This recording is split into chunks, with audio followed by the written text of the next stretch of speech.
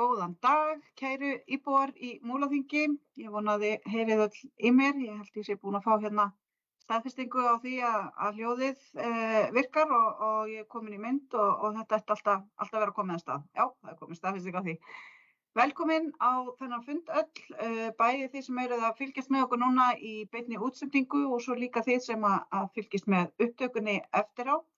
Þetta er sem sagt upplýsingafundur sem við erum að boða til fyrir íbúa til að fara aðeins yfir sorpmálin sem að hafa verið mikið í deiglunni hjá okkur og hefur líklega ekki farið fram hjá neinum, en það hefur gengið á ýmsu og okkur langar bara svona aðeins að fara yfir málin og árétta hitt og þetta og útskýra aðeins hvaða var sem átti sér stað þegar var verið að skipta verktaka í þessum stóra og mikilvæga málaflokki okkar.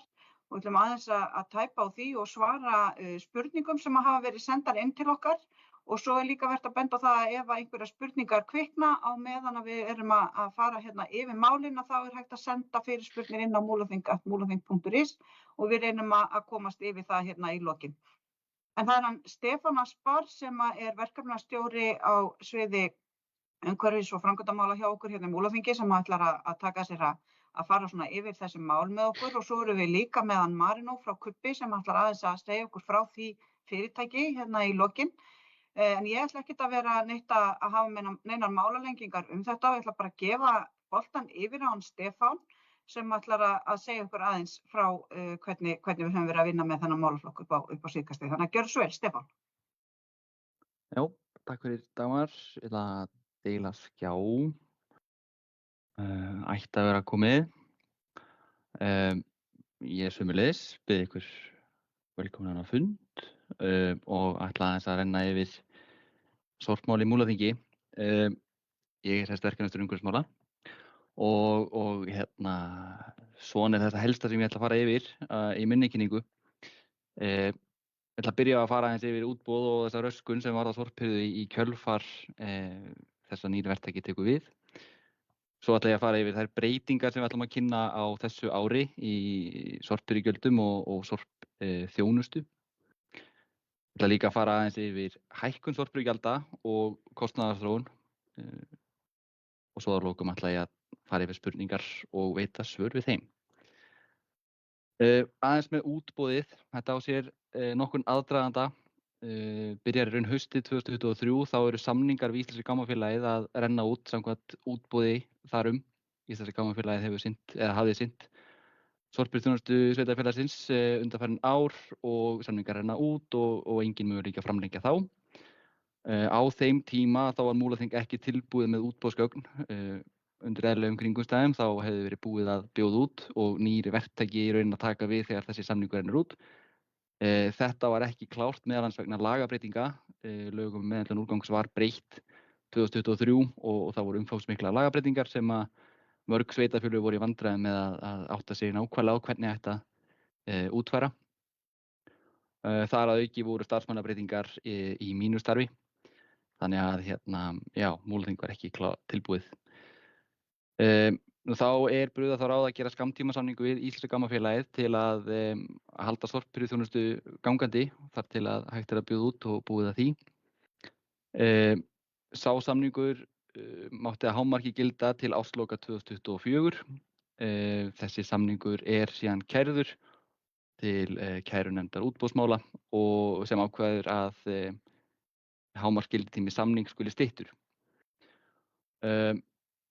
Tíminn var knappur fyrir og varð enn knappari við þetta fyrir umfangsmikið og tímafrekt útboð. Þannig að það var alltaf á brattann að sækja í þessu. Við buðum út í júní og opnuðum tilboð í júlí. Það kom upp ákveðin vafaatriði varðandi tiltekin tilboð sem bárust og sem seinkaði ákvarðanatöku við að velja tilboð. Ákvörðun um töku tilboðs lá svo fyrir í september eða 1,5 mánuði áður en að verk átti að hefjast sem veldur því að undirbúningstími verktaka er knappur. Ákvörðun, skammtímasamningur var gerður við Kubbi í nóvember af því að þessi ákvörðun um töku tilboðs er kærð og það veldur því að Samningsstöðun er sjálfkrafa stöðvuð, það eru lagaákvæði sem tækla þetta að á þessu tímabili þegar ef að einhver aðili sem bauð í verk kærir ákvörðun val tilboðs, að þá leiðir það til sjálfkrafa samningsstöðunar þar til að kærunefnd útboðsmála afléttir þeirri samningsstöðun. Og þá eru góður á dýr, samningar hann út við Íslenska Gámafélagið og við stefnir í að við verðum samningslaus. Við gerum skammtíma samningu við KUB fyrir nóvembermánuð og það er þá sem að vandræðin við sorphirðu hefjast. Ákveðin óvissa bæði fyrir sveitarfélagið og verktaka og þar byrjar þessi snjóbolti sem að síðan rúllar. Samningsstöðun er síðan aflétt í byrjun desember og þá eru samningar við KUB samkvæmt útboði undirritaðir og þá hefst í raun vinna við að koma sorphirðu í rétt horf, sem sagt, að meiri krafti heldur en hafði verið. Til að gefa bara smá tímalínu á þessu, grænt er það sem að Íslenska Gámafélagið var ennþá að veita sorphirðuþjónustu.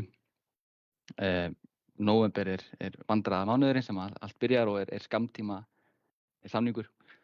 Og síðan er desember það sem að KUB tekur við formlega, sem sagt, samkvæmt útboði. Þetta er ekki að dvelja lengi við þessa glæru, þetta er allt saman eitthvað sem hefur komið fram, sem ég var að segja. Eins og ég segi, sorphirða byrjaði að fara úr skorðum í nóvember og ýmsar ástæður fyrir því, til dæmis veður, en líka knappur undirbúningstími sem kom niður á tækjabúnaði og mannskap verktaka. Mest seinkun var það á sorphirðu í dreifbýli á Héraði, Skriðdal og Völlum og út Héraði, en alls staðar var einhver röskun á sorphirðu. Helst kannski minnst á Egilsstöðum og Djúpavogi sem var minnst. Í desember þegar við erum að reyna að vinda ofan að þessu að þá hefur mannekla og bílanir í sorphirðubílum frekari áhrif og valda frekari vandræðum við að vinna upp það sem hafði þegar safnast í skuld í sorphirðunni. Það er svo ekki fyrir í janúar sem að fer að rétta almennilega úr kútnum, þá fara hlutir að vinna með okkur og stefnt var að því að koma sorphirða mest á áætlun fyrir lok mánaðar, það er janúar, og það tókst að mestu. Og svo hefur sorphirða núna í febrúar einnig gengið fremur vel, það hafa komið nokkrar veðurviðvaranir en svona, þetta hefur bara gengið vel. Og sem við lærum líka af þessu er að vera ekki að skipta sorphirðuverktaka eða bjóða út þannig að nýr verktaki taki við miðjan vetur. Það er ekki gott. Já, mér fannst rétt aðeins að tækla þetta. Í janúar var vakin athygli á því að matarleifar voru losaðar á söfnunarstöð á Egilsstöðum. Þetta er í raun sami verkferill og hefur alltaf verið, nema þetta hefur farið fram á Reyðarfirði áður fyrr. IGF, Íslenska Gámafélagið, gerði þetta á Reyðarfirði. Neðra svæðið á söfnunarstöð á Egilsstöðum er vinnusvæði verktaka og þar er óviðkomandi bannaður aðgangur. Þetta segir þetta á skiltinu þegar íbúar komin á svæðið og íbúar eiga því aðeins að fara efra svæði. Matarleifar eru losaðar á neðra planið og síðan mókað í gám fyrir flutning til Moltu í Eyjafirði þar sem að matarleifarnar eru jarðgerðar. En það er verið að vinna því að bæta þetta verklag, það er að segja útbúa kannski betri aðstöðu, þetta er í skoðun. En það er kannski rétt að benda á að það er ekki óeðlilegt að sjá úrgang á stöðum þar sem að úrgangur er meðhöndlaður.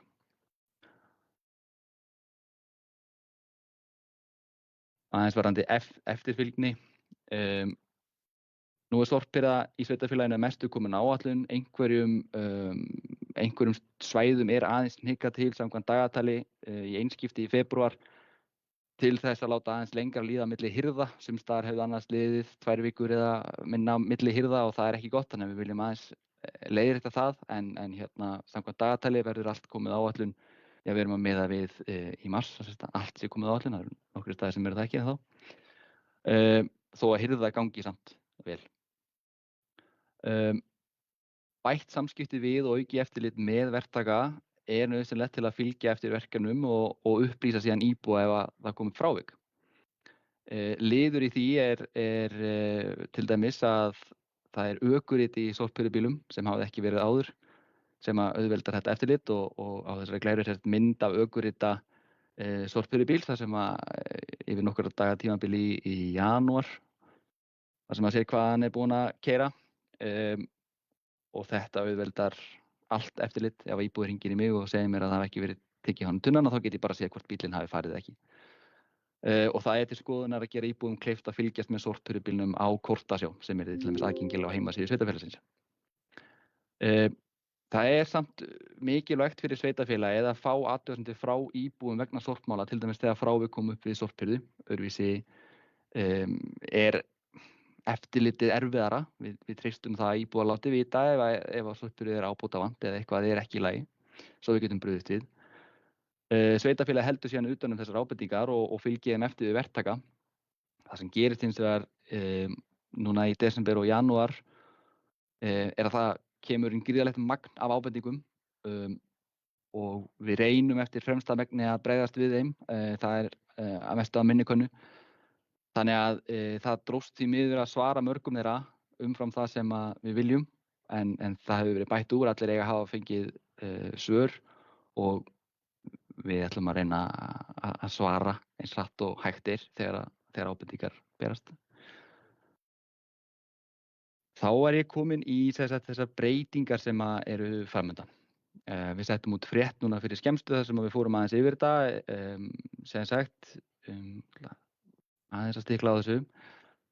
Við erum að kynna til leiks sveigjanleg sorphirðugjöld, þannig að íbúar geti haft áhrif á eigin kostnað, til dæmis með því að ráða ílátastærðum sem hefur ekki verið áður. Sem dæmi er hægt að minnka þá ílát undir blandaðan úrgang eða stækka endurvinnslu ílát. Við erum einnig að kynna til leiks fast gjald á íbúðarhús, fyrirtæki og stofnanir. Það hefur ekki áður verið við höfum ekki rukkað fyrirtæki og stofnanir áður nein sorpgjöld, en þau hafa samt aðgengi að söfnunarstöðum og á grenndarstöðum með gjaldfrjálsan úrgang. Og þessum föstu gjöldum er ætlað að standa straum af þeim kostnaði meðal annars og fræðslu og umsýslu. Þetta er fast gjald sem fer inn í málaflokkinn. Við kynum til leiks sameiginleg ílát innan lóðar. Þetta gerir fasteignum innan sömu lóðar kleift eins og sum par og raðhús. Gerir þeim kleift að sameinast ílát og deila kostnaði milli sín eftir stærð fasteigna.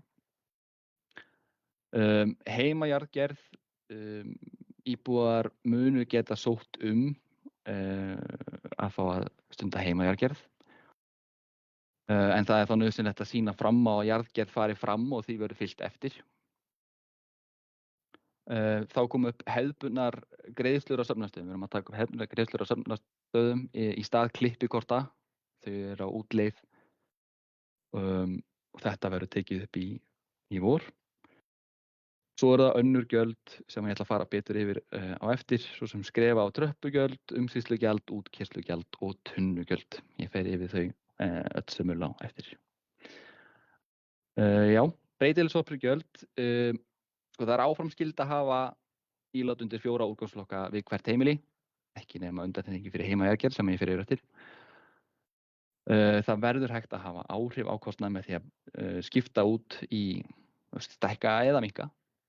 Og mest áhrif hafa ílát undir blandaðan úrgang. Við viljum stuðla að endurvinnslu og þess vegna eru ílát undir blandaðan úrgang dýrust. Sorphirðutíðni helst óbreytt. Það er ekki gert ráð fyrir að menn geti haft áhrif á sorphirðutíðnina, hún helst óbreytt og því þurfa menn svolítið að velja sér ílát eftir því úrgangsmagni sem myndast á heimilinu. Það borgar sig því að flokka vel. Og þetta verður innleitt í vor og við erum að vinna að breytingum á heimasíðu til þess að verða við þessu inn á mínar síður. Varðandi fjölbýli og svo sameiginleg ílát að þá breytist það sem að hefur verið að það sé sett þetta sama gjald á hverja íbúð í fjölbýli. Í dag er það þannig að í fjölbýli er þá tiltekinn ílátafjöldi og ílátastærðir. Heildarkostnaðurinn við þau ílát deilist niður á íbúðir eftir eignarhlut þeirra. Þannig að þú greiðir bara hlutfall í ílátunum sem í fjölbýlinu eftir stærð fasteignar eða eignarhlut hennar.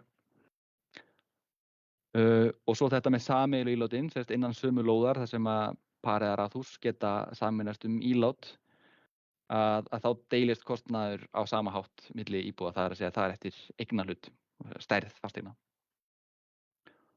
Það er vert að benda á að öll sorpílát eiga að vera sett á sama stað innan lóðar og það á líka við þegar að sameinast ílát, þannig að það er ekki í boði að vera með ílátin á sitthvorum staðnum, þau þurfa þá að vera saman ef það sameinast ílát. Og þetta líka verður innleitt á vormánuðum og verður kynnt sérstaklega. Stuttvarandi frístundahús og hús með takmarkaða íveru. Nú greiða öll sumar- og frístundahús þetta fasta gjald sem 15.000 krónur. En það er engin sorphirðuþjónusta við frístundahúsin sem slík sem eru utan sumarhúsahverfa, heldur býðst þeim bara að fara með tilteknar úrgangstekjur gjaldfrjálst á söfnunarstöðvar og nýta sér kenndarastöðvar. Þetta er fast gjald sem sett á allar eignir. En svo eru sumar- og frístundahús sem eru staðsett í sumarhúsahverfum þar sem að sveitarfélagið kemur upp sorpgámum, að þau greiða aukalega fyrir þá þjónustu. Það verður innleiddur þessi möguleiki að frístundahúsin standa við söfnunarleið sorphirðubíls, þess að við sömu heimreið og að heimili og bíllinn keyrir framhjá, að þau geta óskað eftir því að fá sorphirðuþjónustu og greiða þá bara sömu gjöld og íbúðarhús. Það er ekki í boði að greiða hluta ár ári, heldur þá bara þetta hús myndi greiða sömu gjöld og íbúðarhús og þá með tunnur og fær sömu þjónustu. Sömuleiðis getur íbúðarhús í dreifbýli sem eru notuð eins og frístundarhús, það er að segja að þau eru án búsetu, án lögheimilis, að þau geta fengið sorphirðu niðurfellda og skilað ílátum og greiða þá bara þetta fasta gjald eins og frístundahús. Aftur, þetta verður innleitt í vor, kynnt sérstaklega. Heimajarðgerð, það eru þó nokkur íbúðar sem að jarðgera matarleifar, það hefur ekki áður verið möguleiki að skila íláti undir matarleifar eða hafa nein áhrif á þetta. Múlaþing vill hins vegar láta á það reyna að kanna hvort þetta geti ekki virkað og kynnir þetta á þessu ári, þennan möguleika að íbúar geti sótt að fá að stunda heimajarðgerð og það er þá nauðsynlegt að sýna fram á að heimajarðgerð fari fram og þá er þessari tunnu eða íláti skilað og í stað tunnugjald sem er 11.200 krónur að þá er greitt árlegt umsýslugjald sem er 4.000 krónur, þannig að menn spara sér 7.200 krónur yfir árið. Eins og segi, það verður árlegt eftirlit með heimajarðgerð og það eru ákveðin úrræði ef að viðkomandi tekst ekki sýna fram á að heimajarðgerð fari fram.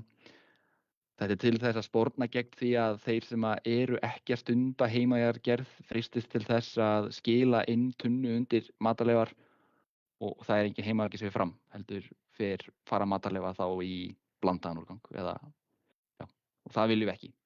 Sveitarfélagið þarf að standa að skila ákveðnum tölfræði til þess að sýna fram á endurvinnsluhlutfall. En lögin segja að heimajarðgerð sé heimil og Múlaþing vill því gera íbúum kleift að jarðgera heima á sér og opna þennan möguleika.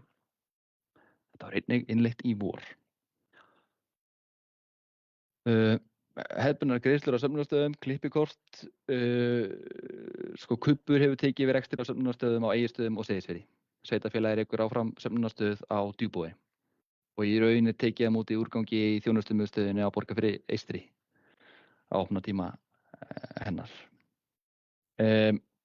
Notkun klippikorta verður hætt í vor og hefðbundnar greiðslur teknar upp.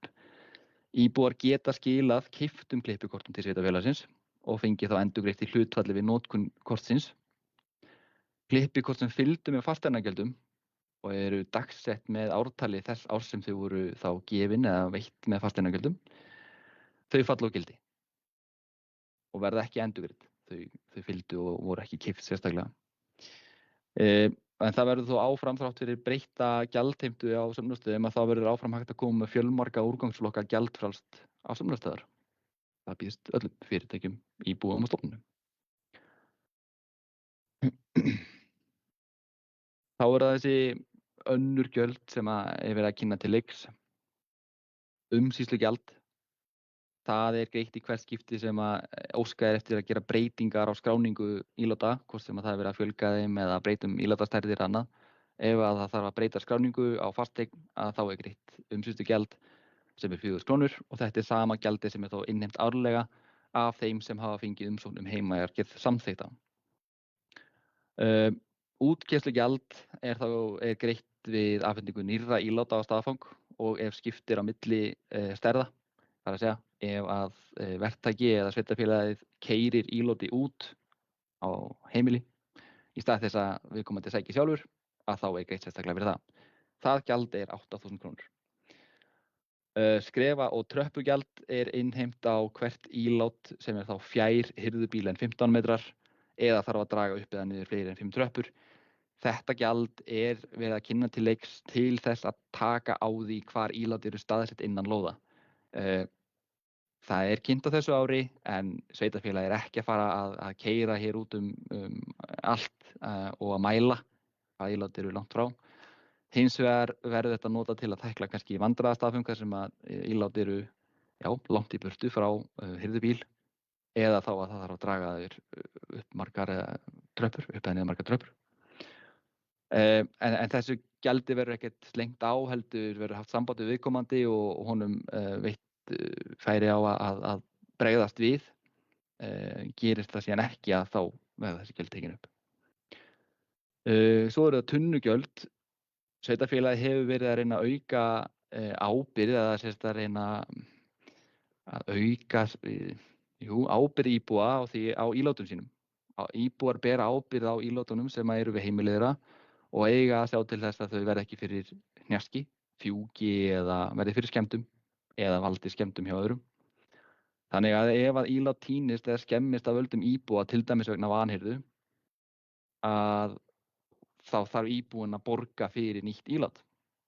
Það bara eftir kostnaði hverju sinni. Ílátin eru misdýr.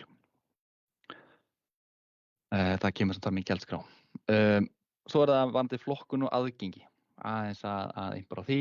Ef að flokkun ábótavant eða aðgengi að ílátum slæmt, til dæmis ef það ekki mókað frá ílátum, að þá sorphirðuverktaka heimilt að synja losun. Ef að flokkun ábótavant að þá lætur hann áminningu fylgja og límir á tunnu eða kemur hann til skila til íbúa. Ef að það ekki mókað að þá reynum við að taka myndir til þess að sýna fram á.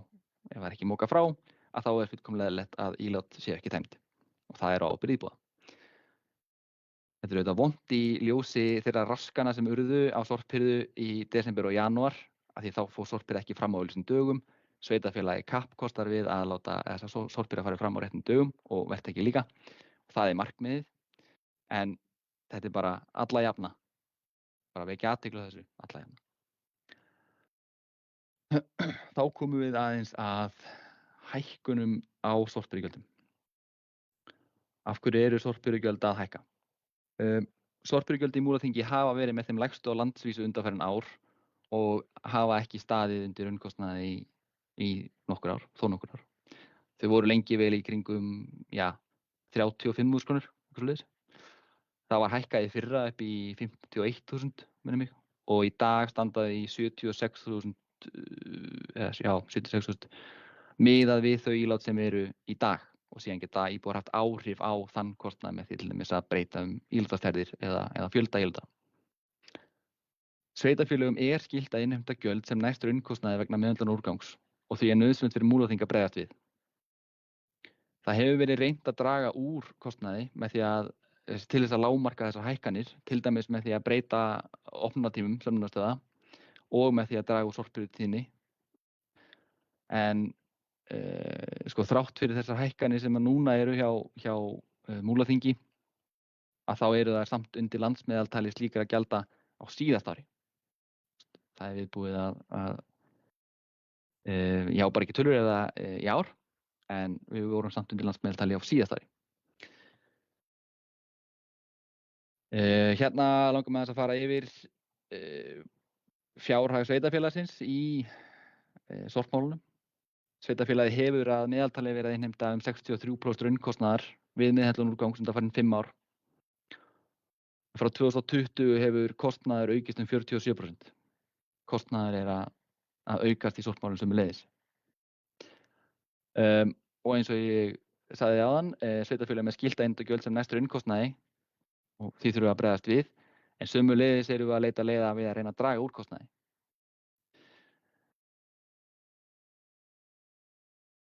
Hérna þykir mér rétt að benda aðeins á nokkur sveitarfélög. Sjáum kostnaðarþróunina hjá Múlaþingi, hvernig þetta hefur hækkað undanfarin 2 ár. Gult í raun samantekt úr gjaldskrám fyrir þetta ár hjá sveitarfélögum, á meðan árin 2022 til 2024 í raun samkvæmt mælaborði fasteignagjalda hjá Byggðastofnun. Ég ætla svo sem ekki að dvelja allt of lengi við þetta, þið sjáum bara hvernig kostnaðarþróunin hjá öðrum sveitarfélögum og hvar Múlaþing stendur í samanburði við þau. Að vísu, það eru önnur sveitarfélög þar sem gjöld eru lægri, en það má alveg setja spurningamerki við það hvort að gjöld hjá þeim sveitarfélögum standi undir raunkostnaði veitta þjónustu og hvort að þau standist á lög, því að flest sveitarfélög hafa þurft að bregðast við þessu. Og þetta þá landsmeðaltalið sem ég var á vísi áðan, þetta landsmeðaltal 2024 og fyrir ekki 74 krónur hjá Múlaþingi ár og við erum undir því. Þá ég svo sem að nálgast lokin hjá mér. Meðhöndlun úrgangs og endurvinnsla eru í sífelldri þróun hjá sveitarfélaginu og verða það áfram. Breytingar á þessu ári, þær verða innleiddar í vor og verða kynntar sérstaklega. Mér þykir rétt að vekja athygli á því að það í bígerð svæðisáætlun um meðhöndlun úrgangs fyrir sveitarfélög á Austurlandi og þá má alveg binda vonir við það að aukið samstarf sveitarfélaganna á Austurlandi geti leitt til hagræðingar í þessum málaflokki fyrir sveitarfélögin í þessum landshluta. Markmið Múlaþings eru að veita góða þjónustu við meðhöndlun úrgangs og hámarka endurvinnslu, en leið að gera það með hagkvæmum hætti. Þannig að við þurfum að leita leiða við að draga úr kostnaði en samt hámarka endurvinnslu.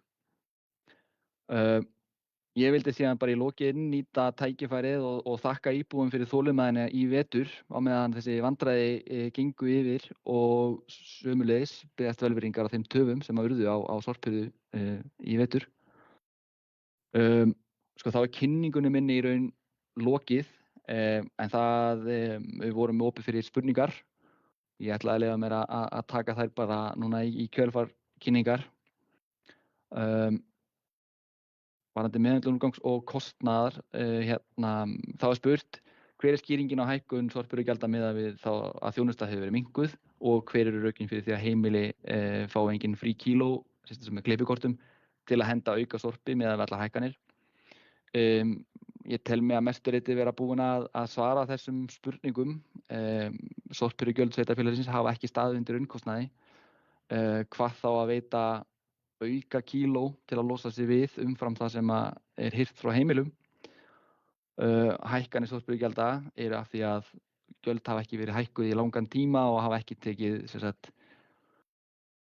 breytingum í takt við kostnaðarþróun í málaflokknum. Það svona stutta svarið. Hvar eru grenndar- og söfnunarstöðvar og hvað kostar að reka þær á ári? Allar upplýsingar staðsetningu grenndar- og söfnunarstöðva má nálgast á heimasíðu sveitarfélagsins undir sorphirða. Þar tekið fram hvar þær eru, það hægt að sjá korti hvar eru staðsetningar og opnunartími á söfnunarstöðum. Hvað kostar að reka þær á ári? Sá kostnaður liggur ekki endilega ljós fyrir akkurat núna í ljósi nýjastaðins útboðs, hann innifalinn í ákveðnum liðum. Ég myndi skjóta á að þetta væri í kringum 40 til 50 milljónir á ári, án þess að ég sé með það endanlega staðfest, en þetta svona til að gefa einhverja hugmynd. Ég umorðaði þessa spurningu aðeins, hvar geta íbúar losa sig við textíl? Það eru breytingar á rekstri hjá Rauða krossinum. Rauða krossin í raun að draga úr sinni starfsemi á landsvísu og áramóta þá féll meðhöndlun á textíl alfarið á ábyrgð sveitarfélaga. Þannig að það sem gerist í kjölfarið og á nýju ári að Múlaþing mun annast rekstur textílgáma að mestu leyti og annast losun þeirra og að koma textíli viðeigandi farveg.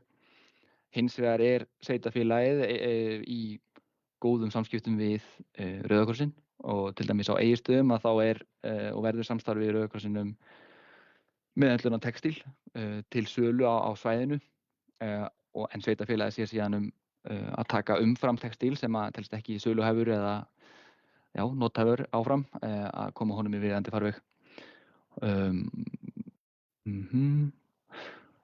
Getur sveitarfélagið stutt við rekstur nytjamarkaða til dæmis á Djúpavogi? Já, þetta varðaði til dæmis húsakosti og annað. Sko, sveitarfélagið vill auðvitað styðja við starfsemi nytjamarkaða en hins vegar það kannski ekki að finna húsnæði fyrir slíka starfsemi sérstaklega.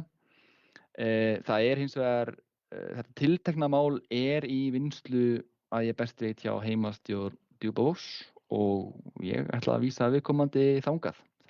Þetta búið að vera í skoðun. Ég hins vegar ekki alveg með upplýsingar síðustu ákvörðun í þessu máli, en ég veit að þetta hefur verið í skoðun á Djúpavogi. Sorphirða í sveitum. Sko, það bent á að plastúrgangur hirtur sjaldnar en blandaður úrgangur, en ílátin eru sömu stærð. Meira fellur til að plasti en blönduðum úrgangi verður brugðist við þessu. Ég raun búinn að svara þessu í kynningunni. Það verður hægt að breyta ílátastærðir til að stækka ílát. Við erum að bjóða upp á 360 lítra ílát undir plast í dreifbýli sem það 50% stærri heldur en núverandi tunna eða þá að íbúar geta óskað eftir fleiri ílátum. Sorphirðutíðni verður óbreytt enn sem komið og þá þetta það sem í boði. Víða þegar farvegur fyrir matarleifar í sveitum, til dæmis hænur og húsdýr, og nú á að heimila heimajarðgerð en í staðinn kæmi árlegt umsýslugjald. Hvað á það að dekka? Aftur, ég kom aðeins inn á þetta í kynningunni. Það á í raun að dekka þetta eftirlit með því að heimajarðgerð fari raunverulega fram. Við viljum ekki að íbúar sé að óska eftir heimajarðgerð eða þess að sækjum heimajarðgerð í þeim eina tilgangi að skila inn tunnum undir matarleifar til þess að komast hjá einhverjum gjöldum eða þá að losna við tunnuna. Við eigum að safna matarleifum, það skylda, ekki nema þá að heimajarðgerð fari fram og þá þurfum við að geta staðfest að heimajarðgerð fari sannarlega fram. Þannig að gjaldinu ætla að standa undir því. Þá voru gerðar athugasemdir við dagsetningar á söfnun heyrúlluplasts sem eru í apríl, ágúst og desember og spurt hvort ekki mætti spara með því að fara færri ferðir á ári. Dagsetningarnar miðast við í apríl við erum að reyna að ná inn hirðu fyrir sauðburð til að létta á og að hús séu tóm eða sem mest tóm fyrir sauðburð. Svo ekki bara sauðfjárbúskapur heldur líka eru mjólkurbú og þar myndast í raun nokkuð stöðugur straumur af heyrúlluplasti og þess vegna reynum við að hafa jafnt bil á milli hirða. Og þess vegna hirða í ágúst og síðan næst í desember. Það má auðvitað endurskoða þetta ef ástæða til. En alla jafna viljum við reyna að halda tíðninni með sem jöfnustu millibili til þess að menn lendi ekki í vandræðum og að húsakostir yfirfyllist eða annað. Vissulega mætti spara með því að fara færri ferðir á ári en ég efast að það henti öllum.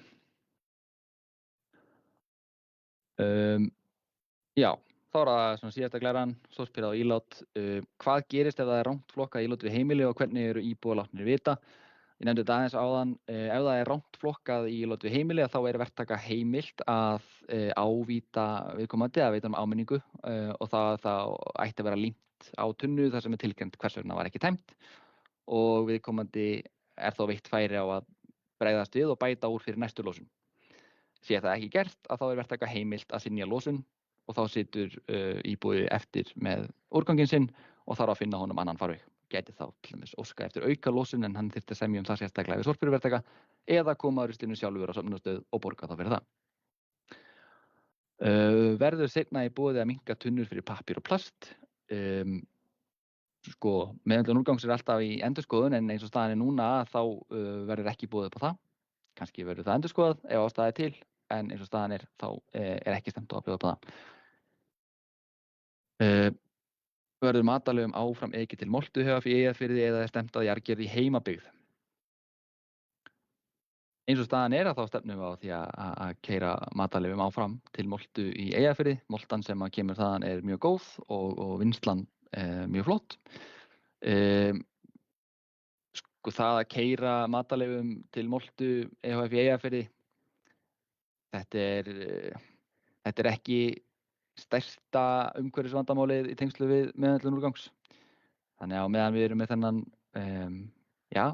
nokkuð góða farveg og við fáum moltu tilbaka að þá verður þessu líklega ekki breytt. Þetta er allavega ekki að fara að breytast á næstunni. Má skoða að flytja blandaðan úrgang í urðun í Lóni í sveitarfélaginu Hornafirði til þess að spara akstur. Það má skoða en stuttasvarið þetta er ekki í boði. Sveitarfélagið Hornafjörður vill fá úrgang á sinn urðunarstað innan sveitarfélagsins og almennt ekki opið fyrir því að taka við úrgangi úr öðrum sveitarfélögum. Þannig að þetta mjög ólíklegt að ganga upp. Ef tunnur eru ekki tæmdar á áætlun, hvað maður að gera og hver verða viðbrögð Múlaþings eða KUBS. Það fyrir aðeins eftir, mögulega getur dagsetningum hnikað til að sorphirða hnikist til einhverja dag og að sorphirða fari fram, síðan geta heimili gleymst. Ef að heimili gleymast að þá mikilvægt fyrir íbúa að hafa samband við sveitarfélagið og vekja athygli á því. Sveitarfélagið heldur utan allar ábendingar sem berast og vekur athygli á ábendingum sem þessum við verktaka og hann á að bregðast við hratt og örugglega og fer þá og losar hafi hann gleymt að losa ílát, að þá þarf hann að bregðast við innan nokkura daga og það er það verklag sem við munum taka upp. Hvers vegna eru ekki kvaðir til íbúa varðandi frágang á sorptunnum? Það eru ákveðnar kvaðir, það er að segja það sem ég benti á áðan varðandi ábyrgð íbúa á tunnunum. Ef að það er ekki nægilega góður frágangur á ílátum og þau fjúka til og skemmast og það má rekja skemmdir íláta til vanhirðu íbúa að þá bera þeir kostnaðinn á nýju íláti.